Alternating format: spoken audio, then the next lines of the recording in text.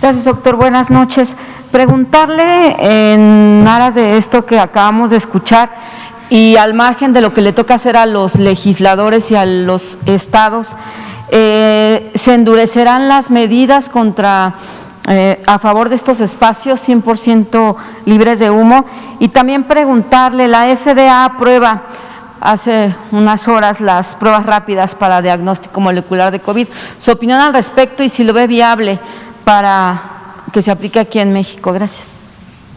Muchas gracias. Sobre lo primero, efectivamente la intención de esta propuesta legislativa es modificar la ya existente Ley General para el Control del Tabaco. Es una ley general, es jurídicamente análoga a la Ley General de Salud, para un tema muy específico que en su momento fue motivo de gran orgullo, insisto, porque México fue de los países pioneros en dar estos avances. Por cierto que aquí presente el doctor Zinsser ha sido un partícipe de esta lucha contra el tabaco por muchísimo tiempo y de manera muy decidida, aportando la evidencia científica más refinada al respecto, que sustentó precisamente iniciativas como la Ley General para el Control de Tabaco. Esta ley a su vez tiene un reglamento que establece los pormenores de cómo se establecen los espacios libres de humo, establece condiciones técnicas precisas, debe haber presión negativa, debe haber puertas corredizas automáticas con tiempos de cierre particulares, deben destinarse espacios que no permitan que se contaminen las áreas libres de humo con las áreas donde se permite todavía el humo. Pero ha sido considerablemente inefectivo. En otros países donde se ha avanzado mucho más, se ha visto que definitivamente esto se presta a simulación, se va degradando la calidad del control del tabaco y finalmente las personas no fumadoras reciben esta exposición tóxica de manera insensible y, como ya se ha mencionado, también el cáncer de pulmón se produce en personas que son fumadoras de segunda mano, fumadores involuntarios que están respirando el humo de tabaco de otras personas que sí padecen la enfermedad del tabaquismo. Entonces, la idea de hacer esta reforma a la Ley General del Control del Tabaco es tener el marco jurídico que permita establecer, insisto, 100% los espacios públicos libres de tabaco. Espacios públicos gubernamentales, espacios de uso público general, espacios comerciales de uso público, como restaurantes, bares, cafeterías, centros comerciales, etcétera, para que no exista este lugar a la simulación. FDA, por favor, doctor Zinsser. Sí, yo quisiera ampliar en esto. Además de lo que se puede reforzar la ley, es importante generar conciencia entre la gente, porque se ha perdido la percepción de lo importante que son los espacios 100% libres de humo de tabaco, particularmente con los cigarros electrónicos y los vapeadores. Y con la cuarentena es algo que la industria tabacalera ha querido explotar. Puedes fumar en tu casa, puedes estar en lugares cerrados. Esto de ninguna manera. Y déjenme recordarles algo que podría sonar un poco vulgar, pero no lo es. La importancia de los espacios 100% libres de humo, este ridículo de que en los restaurantes hay áreas de fumar y de no fumar. De manera muy ingeniosa, un periodista canadiense hace muchos años dijo: es tan importante dejar de fumar en restaurantes, porque eso de que haya área de fumar y de no fumar es como si en una alberca hubiera área de orinar y de no orinar. Para que la gente le quede claro y por qué este es uno de los elementos más importantes en el control del tabaquismo. El cáncer de pulmón en no fumadores es la 6ª causa de muerte por cáncer. Hay más casos de cáncer de pulmón en gente que no fumó pero que se expuso al tabaquismo pasivo que cáncer de ovario, que cáncer de estómago, que muchos otros tumores. Entonces, por eso, como decía el doctor López-Gatell, la única dosis segura de tabaquismo es 0. La toxicidad que contiene es enorme por la cantidad de sustancias tóxicas y esto se sigue aplicando para los dispositivos electrónicos. Y por eso tenemos que insistir, el control del tabaquismo es como un avión en vuelo, si se detiene se cae y por eso tenemos que seguir participando como sociedad civil, las autoridades que han dado un enorme apoyo, pero que necesitamos sobre todo generar conciencia y que la misma gente exija y pida y no se cruce de brazos cuando llega a algún lugar en donde no se está respetando esto, particularmente con el COVID.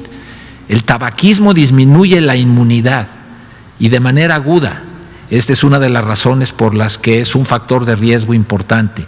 En China se identificó claramente al principio cómo la mayor parte de las muertes eran en hombres. ¿Por qué? Porque las mujeres en China todavía representan una proporción muy baja de fumadoras. Gracias. Muchas gracias, doctor Sincer. Sobre la FDA y la aprobación reciente de pruebas. Lo que aprobó la FDA, la Agencia de Fármacos y Alimentos de Estados Unidos, FDA por sus siglas en inglés, es el equivalente, en México es el COFEPRIS, es el equivalente de FDA en este sentido, aprobó una nueva estuche de diagnóstico que son pruebas para uso en casa, para autoadministración por parte de las personas usuarias. No conocemos todavía esa tecnología en México, es una noticia interesante. Diría lo que hemos dicho para otras innovaciones tecnológicas y espero que las personas que tienden a ver las cosas negativas y proyectarlas hacia uno, les quede claro el matiz que existe cuando uno actúa con responsabilidad, con una cautela basada en ciencia y técnica. Qué bueno que haya nuevas pruebas, qué bueno que haya nuevos elementos tecnológicos que permitan cumplir el propósito de una medida de salud pública, como puede ser la realización de diagnóstico, pero es muy importante siempre tener el contexto claro.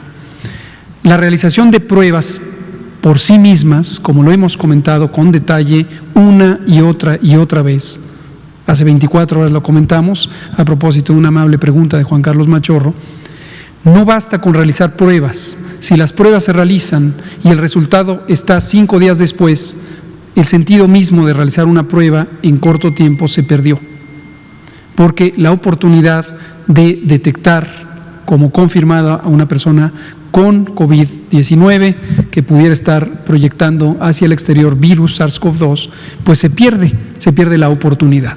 No basta con tener el conocimiento del diagnóstico si no se establecen las condiciones que garanticen que el resultado va a informar una acción.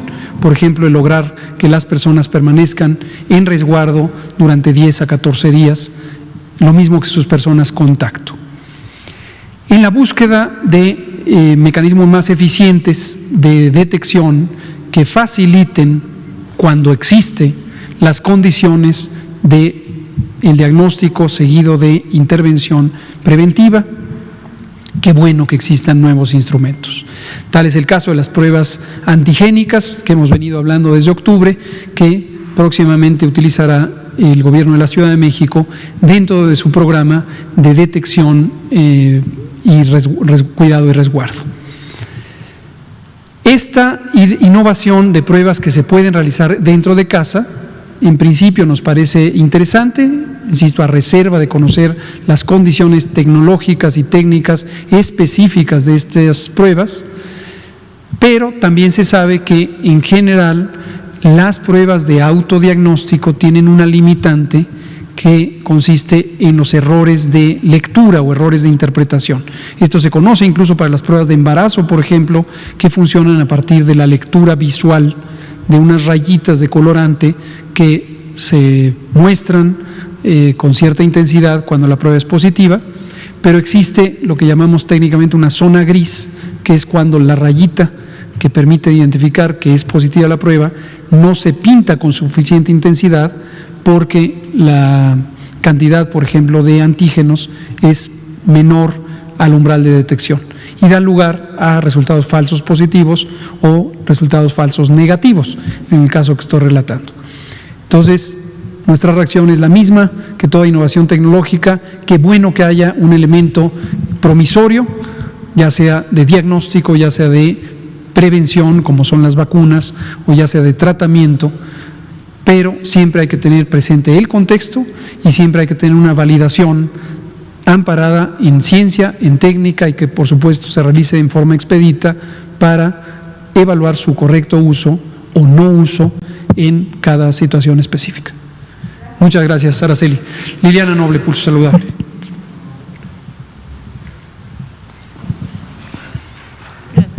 Buenas noches, Liliana Noble de Pulso Saludable. Doctor Gatell, quisiera saber si para el 1 de diciembre estos pictogramas, como se ha venido manejando, no sé si estoy equivocada, ya van a ser más grandes.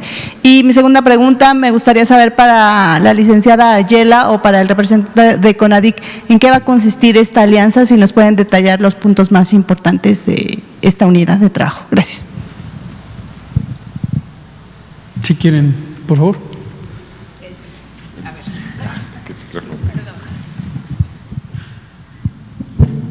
Gracias. Sí, esta alianza consiste en que tanto en todas, bueno, en las redes del Frente Unido como de cada una de las fundaciones que somos parte de él, vamos a publicitar los carteles que vieron al finalizar la presentación, donde ponemos todos estos lo que son los factores de riesgo, y también invitamos a la gente que quiera dejar de fumar que se comunique a la línea de la vida del CONADIC. Igualmente, en cada una de las fundaciones se les va a dar esta información a las personas que se comuniquen o que tengan dudas. Muchas gracias. Y sí, de los pictogramas, lo que se hizo fue actualizarlos, propiamente los pictogramas. El área de los pictogramas también fue replanteada. Esto lo presentamos ya hace cerca de 2 meses, que vino precisamente el maestro Arturo Sabines, que ahora está sentado al fondo del salón, junto con Gadi Sabiki, Jorge González Olveras, etcétera. Entonces, este es el paso que ahorita se dio basado en el marco legal vigente, pero nuestra aspiración es que esta reforma legislativa permita tener cajetillas neutras. Esto ha sido, neutras es sin diagramas, sin dibujos, y en todo caso solo con las advertencias de los pictogramas. Pero lo que hay que retirar es la publicidad. Las cajetillas en sí mismas son publicidad que de manera gratuita tienen las empresas tabacaleras de esos productos, y entonces es una forma bastante eficiente de diseminar el mensaje inductor del consumo de este producto tóxico. No, esto dependería del cambio legislativo, si es que se aprueba, ojalá que se apruebe. Carlos Avaroa, y usted, por favor.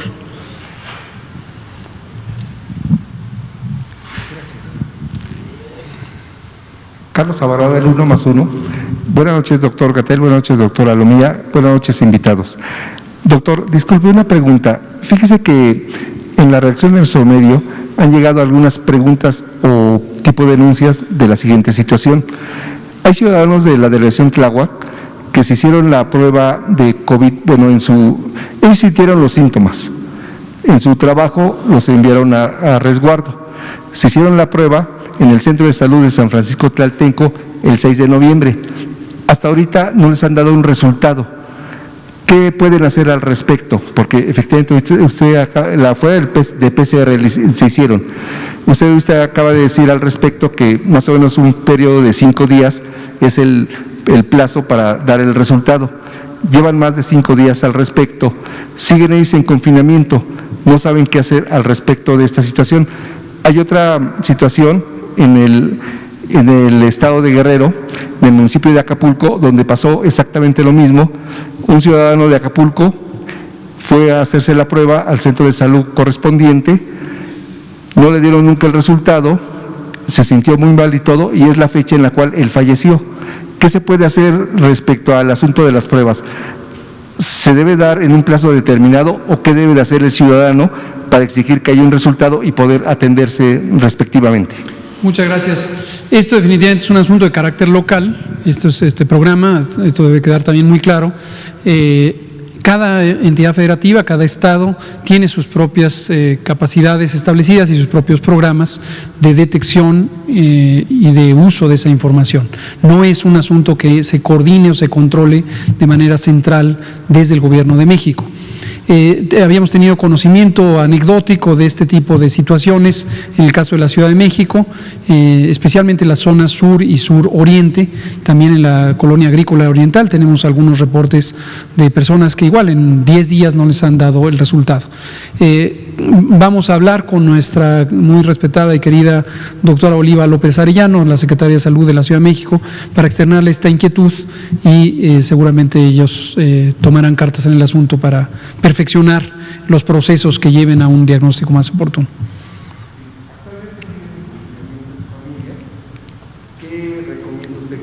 que continúen. Si se indicó el confinamiento es porque seguramente hubo síntomas y los síntomas fueron los que llevaron a la realización de las pruebas. Recordar que el lineamiento de vigilancia epidemiológica de México, este sí es para uso en todo el país, establece que las pruebas se hacen en personas que tienen síntomas y si hubo síntomas es procedente que se queden en resguardo domiciliario. Ahora, esto sí y solo sí no es una persona que tiene mayor riesgo de complicaciones, en cuyo caso debería acudir a valoración médica, por lo que hemos dicho prácticamente todos los días. Las personas que tienen 60 o más años de edad o bien tienen enfermedades crónicas como diabetes, hipertensión, tabaquismo y otras, tienen una mayor probabilidad de complicarse. La complicación quiere decir que presenten neumonía, neumonitis. Entonces, si usted tiene estas condiciones, edad de 60 o más años, o bien tiene alguna de las enfermedades crónicas, acuda prontamente a atención o a valoración médica si es que tiene fiebre, tos, dolor de garganta, dolor de cabeza o alguno de los otros síntomas de COVID. Muchas gracias. Por favor, y ahorita vamos con Arturo. Muy buenas noches, subsecretario Rafael Herrera de Sin Censura. Muy buenas noches a todos. Hace unos días, subsecretario, en la conferencia mañanera, mi compañera Meme Yamel denunció al director del IMSS, Zoe Robledo, sobre irregularidades sobre la entrega de bonos COVID. Nos siguen llegando denuncias donde se sigue dando estos abusos que no se les está entregando al personal médico y de primera línea. Se les está entregando a personal del sindicato y personal administrativo. Ya hemos hecho la denuncia. Aquí mi pregunta es, y yo quisiera saber su opinión y compromiso para que se le dé seguimiento a este tema y pueda pues ya darle al 100% del personal médico y de primera línea.